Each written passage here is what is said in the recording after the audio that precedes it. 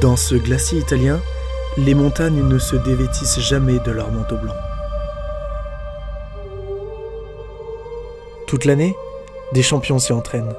Leur objectif, skier toujours plus vite, en défiant les lois de la physique.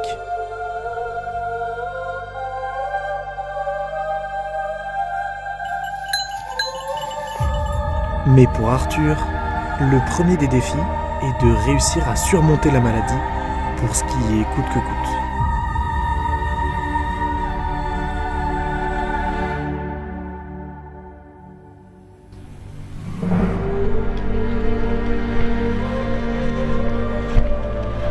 Je me lève le matin, je sais pourquoi je m'entraîne, c'est pour le ski, pour vivre des expériences de malade. Et en fait là, ça dépasse maintenant le sport, c'est-à-dire que j'ai vécu des choses que peu de personnes vivront dans leur vie. Du coup, j'en profite à 100%. Et aujourd'hui, comme je dis, je vis ma meilleure vie. Oui, il y a cette maladie, mais c'est quand même la vie rêvée, c'est quand même une vie rêvée.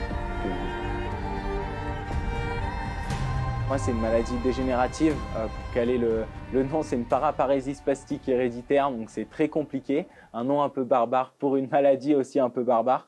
Et qu'est-ce que c'est ? C'est une atteinte de la moelle épinière, donc en dessous des genoux, je ne contrôle plus le réseau nerveux. Et tous ces tremblements qu'on voit, en fait, c'est inconscient, c'est-à-dire que c'est automatique chez moi, malheureusement, je ne le contrôle pas. Je pense que je suis comme ça. Exact. Non, mais non, arrête, t'es pas la même. Hein. Bah, franchement, niveau sensation, pour moi, c'est exactement. Mais non, arrête tes sensations parce que c'était pas la même. Je sais que mes sensations, tu sais, c'est. Bon, là, on répète, d'accord? Oscar, Arthur, tu es là. Alors, la marqueuse, tu par terre, d'accord? Ouvre, tu entres et tu vas chercher ton pied extérieur. On a dit, le mouvement, ça part haut dans les pieds, haut dans la tête. Jamais de bassin. Mais quand je fais ça, j'ai l'impression que je suis vachement loin de la porte. Genre que la porte est là et moi, je suis là, tu vois. Non, mais c'est pas grave, tu dois le pousser avec un niveau de ton. C'est quoi ton accélérateur là? Ça. Pas trop, c'est la tibia. Ton tibia sur les chaussures, c'est ton accélérateur. Ouais, donc quand tu es là, ben alors pousse la tibia pour monter la ligne. C'est toi que tu le fais. Comme quand tu fais motocross, tu fais quoi pour récupérer la ligne? Accélère. Tu accélères et il va où les épaules? Pour ramener la moto. Voilà. Fais-le.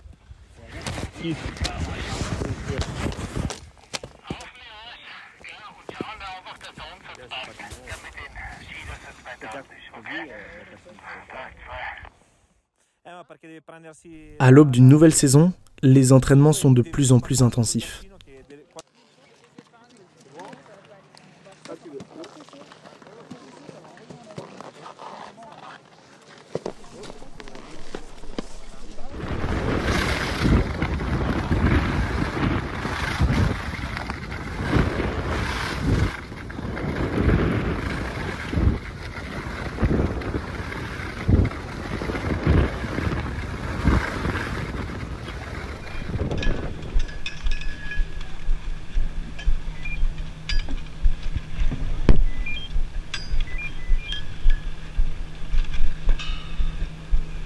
Les journées d'entraînement sont éprouvantes et mettent à l'épreuve le physique d'Arthur.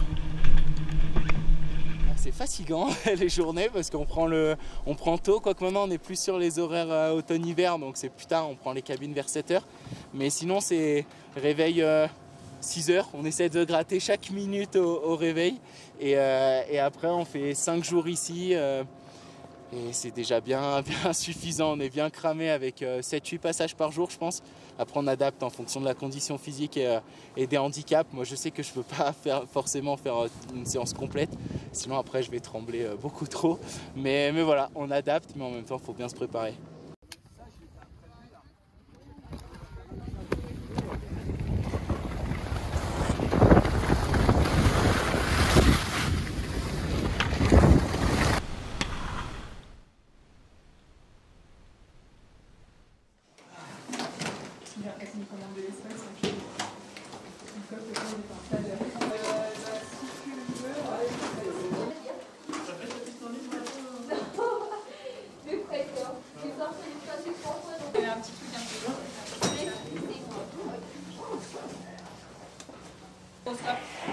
Oh putain, t'as raison. C'est chier ça. Ouais, on veut que j'essaye quand même un coup. C'est petit 188. Pour Arthur Baucher, la journée ne s'arrête pas là. Ces 30 minutes de séance quotidienne de kinésithérapie lui sont indispensables. Ouais. Et que au niveau des membres? Ouais, j'ai un en dessous de 0. Okay, j'ai eu une crise de spasticité au niveau des abdos, ouais. par exemple pendant les jeux, mais c'est vraiment que quand je vais chercher trop loin dans les, dans les ressources. Mais sinon, après, normalement, c'est plutôt, c'est vraiment que les jambes. D'accord, ok.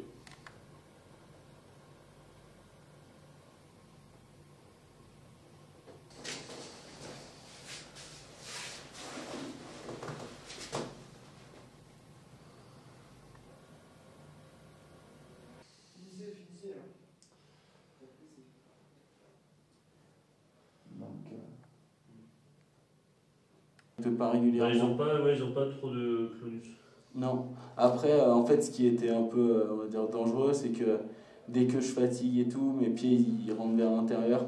Et du coup, moi, des fois, je marche et je mets le pied un peu sur la tranche, donc on a un peu peur pour mes chevilles. Ouais. Mais je crois que maintenant, elles ont l'habitude et elles sont devenues un peu hyper laxes. Quand tu fatigues, tu sens que ton pied il rentre vers l'intérieur. Ok.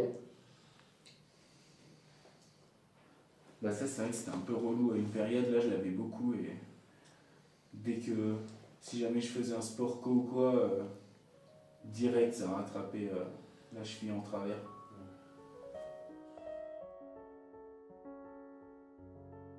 J'ai mal mais je sais pourquoi j'ai mal. Et cette ascension de se dire en 2014 je marchais plus, en 2018 j'étais au départ des Jeux et je gagnais des médailles, c'est quand même fou. Et forcément, ça a été un frein parce que quand j'étais jeune, j'avais pas trop tous ces signes-là. J'avais surtout des douleurs, mais ça passait. Et plus j'ai grandi, plus c'était difficile.